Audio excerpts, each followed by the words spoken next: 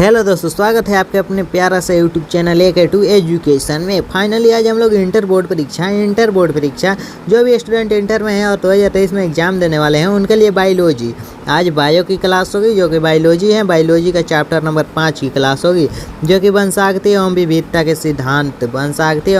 सिद्धांत चैप्टर का नाम है। इस चैप्टर के सभी ऑब्जेक्टिव क्वेश्चन को आज कवर करेंगे। आज ऑब्जेक्टिव क्वेश्चन कवर करेंगे और मॉर्निंग में सब्जेक्टिव की क्लास होती है तो जरूर से ज्वाइन कीजिए।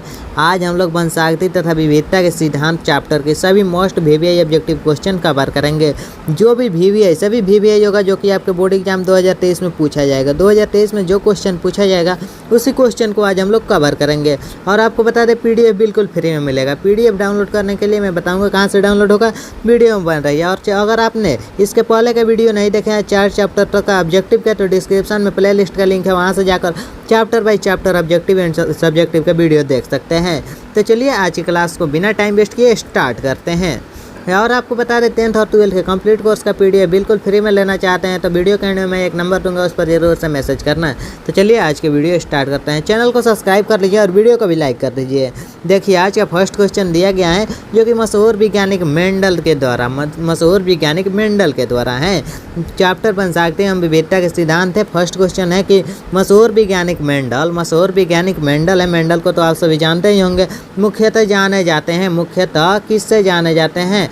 अपने मटर के पौधों के कार्य हेतु जाने जाते हैं। की अनुवांशिकी के नियमों हेतु मशहूर वैज्ञानिक मेंडल जाने जाते हैं। या A और B दोनों कार्य और नियमों हेतु दोनों के लिए जाने जाते हैं कि इनमें से कोई नहीं? तो मशहूर वैज्ञानिक मेंडल जिसके माध्यम से जाने जाते हैं तो मटर के पौधों के हेतु दोनों से जाने जाते हैं। तो इसका correct answer option number C हो जाएगा। C इसका राइट आंसर होगा दोनों। अगला क्वेश्चन देखते हैं जो कि 2 नंबर क्वेश्चन दिए गए हैं। यदि पिता का रक्तवर्ग AB है, पिता AB है और माता का B है और उसके संतान के रक्तवर्ग O होने की संभावना है और दोनों के संयोग से होने वाली रक्त O होने की संभावना है। उसके संतान से रक्त O होने की संभावना कितना प्रतिशत है? तो संतान के रक्त O होने की संभावना कितना प्रतिशत बनता है?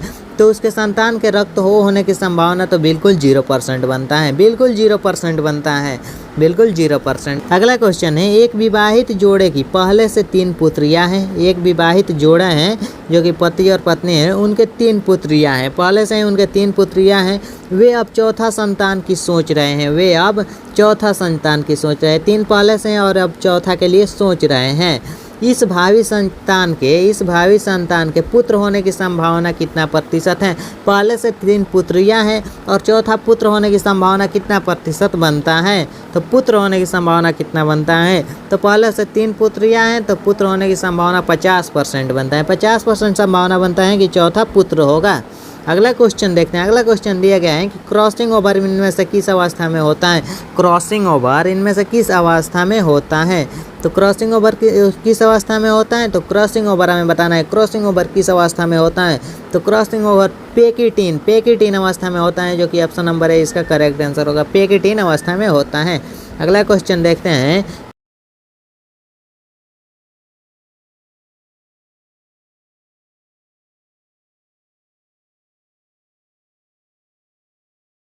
विशुद्ध लाल पुष्प तथा विशुद्ध सफ़ेद पुष्प वाले पौधे के संकरण कराने से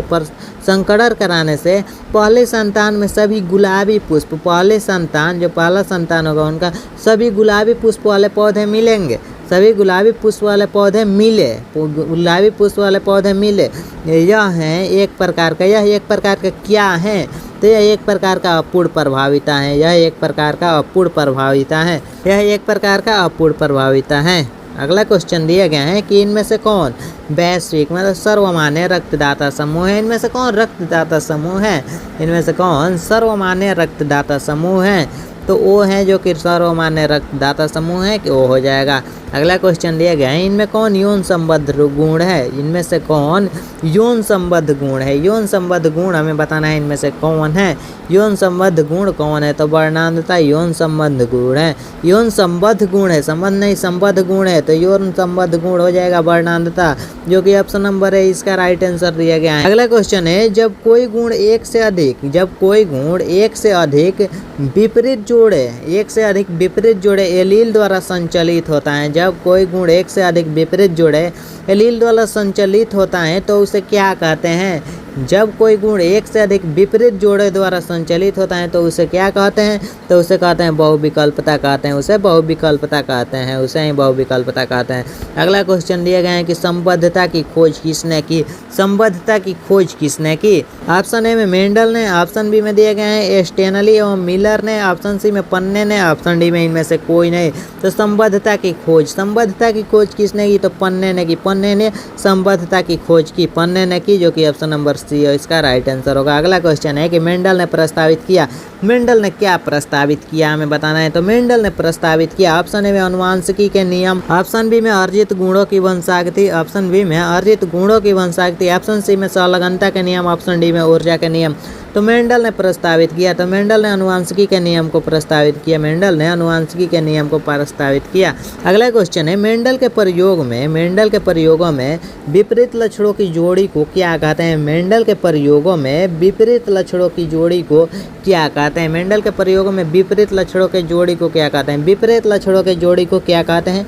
तो विपरीत लक्षणों के जोड़ी को एलील कहते हैं, एलील कहते हैं विपरीत लक्षणों के जोड़ी को। क्वेश्चन है, कई लक्षणों को प्रभावित करने वाला जीन कहलाता है, कई लक्षणों को प्रभावित करने वाला जीन क्या कहलाता है? तो कई लक्षणों को प्रभावित करने वाला जीन क्या कहलाता है? तो प्लियोट्रॉपिक कहलाता है, प्लियोट्रॉपिक कहलाता है। कई लक्षणों को प्रभावित करने वाला जीन प्लियोट्रॉपिक कहलाता है। अगला क्वेश्चन दिया गया है कि मनुष्य पुरुष में गुणसूत्र की संख्या होती है, पुरुष में गुणसूत्रों की संख्या कितनी होती है?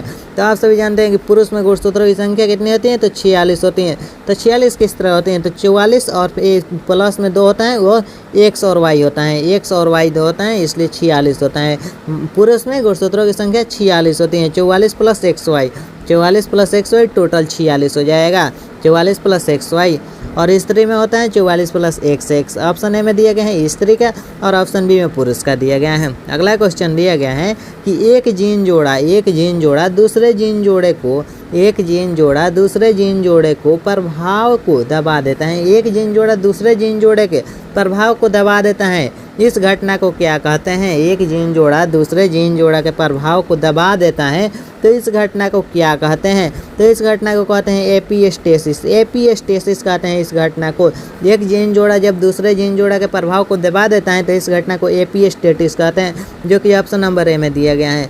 अगला क्वेश्चन है कि निम्न में कौन सा रोग हीमोग्लोबिन 3t के कारण होता है? इनमें कौन सा रोग हीमोग्लोबिन 3t के कारण होता है? तो इनमें से कौन सा रोग हीमोग्लोबिन 3t के कारण होता है? तो आप देख सकते हैं 4 विकल्प आपके सामने हैं। तो जो रोग हीमोग्लोबिन 3t के कारण होता है वह है sickle cell anaemia, sickle cell anaemia हो जाएगा इसका right answer, sickle cell anaemia है जो कि हीमोग्लोबिन 3t के कारण होता है। अगला क्वेश्चन है जो कि 16 नंबर, मेंडल ने कितने लक्षणों का अध्ययन किया? मेंडल ने कितने लक्षणों का अध्ययन किया? तो मेंडल ने कितने लक्षणों का अध्ययन किया? ऑप्शन ए में 5, ऑप्शन बी में 4, ऑप्शन सी में 7 और ऑप्शन डी में 3 दिए गए हैं। तो मेंडल ने कितने लक्षणों का अध्ययन किया? तो 7 लक्षणों का अध्ययन किया, मेंडल ने 7 लक्षणों का अध्ययन किया। अगला क्वेश्चन दिया गया है कि मेंडल ने प्रतिपादित किया, तो मेंडल ने कौन सा नियम प्रतिपादित किया हमें बताना है। तो मेंडल ने कौन सा नियम प्रतिपादित किया? ऑप्शन ए में दिया गया है संलग्नता के नियम, ऑप्शन बी में अनुवंशिकता के नियम, ऑप्शन सी में थर्मोडायनामिक्स के नियम और ऑप्शन डी में इनमें से कोई नहीं। तो मेंडल ने प्रतिपादित किया, तो मेंडल ने प्रतिपादित किया अनुवंशिकता के नियम, अनुवंशिकता के नियम मेंडल ने प्रतिपादित किया। अगला क्वेश्चन दिया गया है कि पृथक्करण के सिद्धांत को और क्या कहते हैं? पृथक्करण के सिद्धांत को और क्या कहते हैं? पृथक्करण के सिद्धांत को और क्या कहते हैं? तो पृथक्करण के सिद्धांत को और जो कहते हैं वो युग्मकों की शुद्धता का नियम, युग्मकों की शुद्धता का नियम पृथक्करण के सिद्धांत को कहते हैं। पृथक्करण के सिद्धांत को युग्मकों के शुद्धता के नियम कहते हैं। अगला क्वेश्चन है मानव में रुधिर ओ वर्ग में क्या होता है? तो चलिए देखते हैं। मानव में रुधिर ओ वर्ग में एंटीजन उपस्थित रहते हैं, ऑप्शन बी में एंटीबॉडी अनुपस्थित रहते हैं, ऑप्शन सी में एंटीजन अनुपस्थित रहते हैं, ऑप्शन डी में एंटीबॉडी ए उपस्थित रहते हैं। तो मानव रुधिर ओ वर्ग में एंटीजन अनुपस्थित रहते हैं, मानव रुधिर ओ वर्ग में एंटीजन अनुपस्थित रहते हैं, जो कि ऑप्शन नंबर सी में है। अगला क्वेश्चन दिया गया है कि ट्राइसोमी 2n+1, ट्राइसोमी 2n+1 के कारण बच्चे मंद बुद्धि के होते हैं। ट्राइसोमी 2n+1 के कारण बच्चे मंद बुद्धि के होते हैं। बच्चे मंद बुद्धि के होते हैं, इसे कहते हैं, इसे क्या कहते हैं? ट्राइसोमी 2n+1 के कारण बच्चे मंद बुद्धि के होते हैं, इसे क्या कहते हैं? तो इसे क्या कहते हैं? ऑप्शन ए में फिलाडेल्फिया, ऑप्शन सी में डाउन सिंड्रोम, ऑप्शन सी में एल्बिनिज्म और ऑप्शन डी में इनमें से कोई नहीं दिया गया है। तो ट्राइसोमी 2n+1 के कारण बच्चे मंद बुद्धि के होते हैं, इसे क्या कहते हैं? तो डाउन सिंड्रोम कहते हैं। डाउन सिंड्रोम कहते हैं, जो कि ऑप्शन नंबर बी इसका करेक्ट आंसर होगा।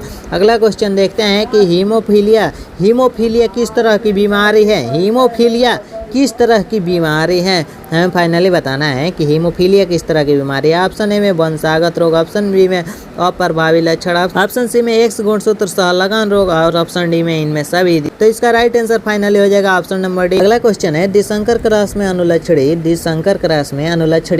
फिनोटिपिक अनुपात होता है। फिनोटिपिक अनुपात होता है। दिसंकर क्रॉस में अनुलक्षणी अनुपात होता है। दिसंकर क्रॉस में अनुलक्षणी अनुपात क्या होता है? तो 9:3:3:1 होता है। 9:3:3:1 होता है। काफी VVI क्वेश्चन है आपके बोर्ड एग्जाम के लिए, इसे हमेशा याद रखें। अगला क्वेश्चन है युग्मन एवं विकर्षण के सिद्धांत को किसने प्रतिपादित किया? युग्मक एवं विकर्षण के सिद्धांत को किसने प्रतिपादित किया? तो युग्मक एवं विकर्षण के सिद्धांत को किसने प्रतिपादित किया? तो युग्मक एवं विकर्षण के सिद्धांत को जिसने प्रतिपादित किया वो है बेटेंसन एवं पनेट। बेटेंसन एवं पनेट है जो कि युग्मक एवं विकर्षण के सिद्धांत को प्रतिपादित किया। अगला क्वेश्चन है एक परिवार जिसमें 5 बेटियां हैं, एक परिवार जिसमें 5 बेटियां हैं और छठी संतान होने वाला है और 6वां संतान होने वाला है। इसमें 5 बेटियां हैं, 5 बेटियां हैं और छठा संतान होने वाला है। बेटा होने का संभावना कितना है? 5 बेटियां हैं और छठी संतान बेटा होने की संभावना कितना है? तो छठा संतान बेटा होने की संभावना 50% है। 50% है कि छठा जो संतान होगा वो बेटा होगा।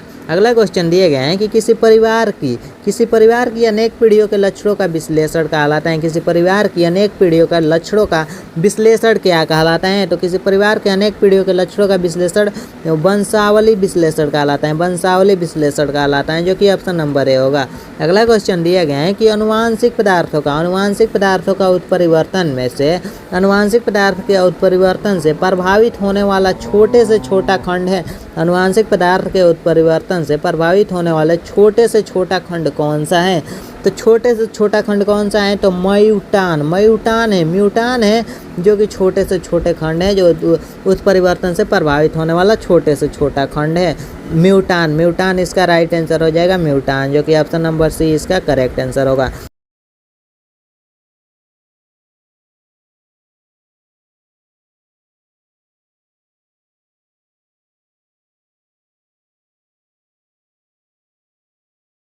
क्वेश्चन दिए गए हैं कि मेंडल के नियमों का एक अपवाद है। मेंडल के नियमों का एक अपवाद है। तो मेंडल के नियमों का एक कौन सा अपवाद है? तो मेंडल के नियमों का अपवाद है सहलगनता मेंडल के नियमों का अपवाद है।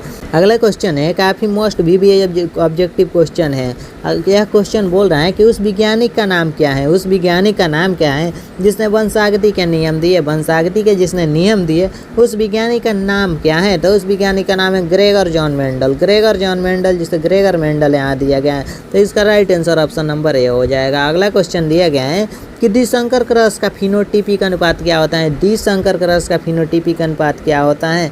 तो द्विसंकर क्रॉस का फिनोटिपिक अनुपात 9:3:3:1 होता है। 9:3:3:1 होता है। अगला क्वेश्चन दिए गए हैं इनमें कौन सा रक्त समूह सार्वभौमिक रक्तदाता है? इनमें से कौन सा रक्त समूह सार्वभौमिक रक्तदाता है? तो वह हो जाएगा ओ है जो कि सार्वभौमिक रक्तदाता है। अगला क्वेश्चन है एक संकरण क्रॉस का फिनोटिपिक अनुपात क्या है? एक संकरण क्रॉस का फिनोटिपिक अनुपात क्या है? तो एक संकरण क्रॉस का फिनोटिपिक अनुपात क्या है? तो 3:1 होगा। एक संकरण क्रॉस का फिनोटिपिक अनुपात 3:1 होगा। अगला क्वेश्चन दिए गए हैं कि अर्जित गुणों के वंशागति का सिद्धांत किसके द्वारा किया गया?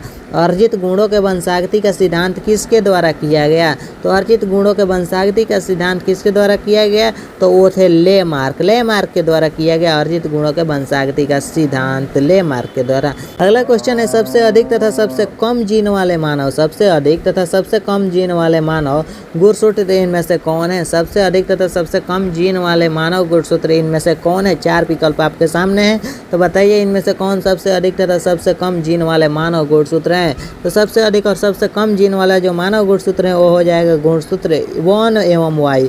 गुणसूत्र 1 एवं Y हैं जो कि सबसे अधिक तथा सबसे कम जीन वाले मानव गुणसूत्र हैं। इसका right answer option number C हो जाएगा। और PDF का आंसर PDF में ही है जो कि नीचे में दिया गया है। और आपको बता दें PDF मिलेगा कहाँ, तो PDF का लिंक डिस्क्रिप्शन में है, वहाँ से जाकर डाउनलोड कर लीजिए। फाइनली आप इस नंबर पर व्हाट्सअप कर सकते हैं 8969831773। इस नंबर पर व्हाट्सअप करके आप 10th और 12th के कंप्लीट कोर्स का PDF बिल्कुल फ्री में ले सकते हैं, बिल्कुल फ्री में मिलेगा। और चैनल को अभी तक सब्सक्राइब नहीं किया तो सब्सक्राइब कर दीजिए और वीडियो को लाइक कर दीजिए। Thanks for watching my video.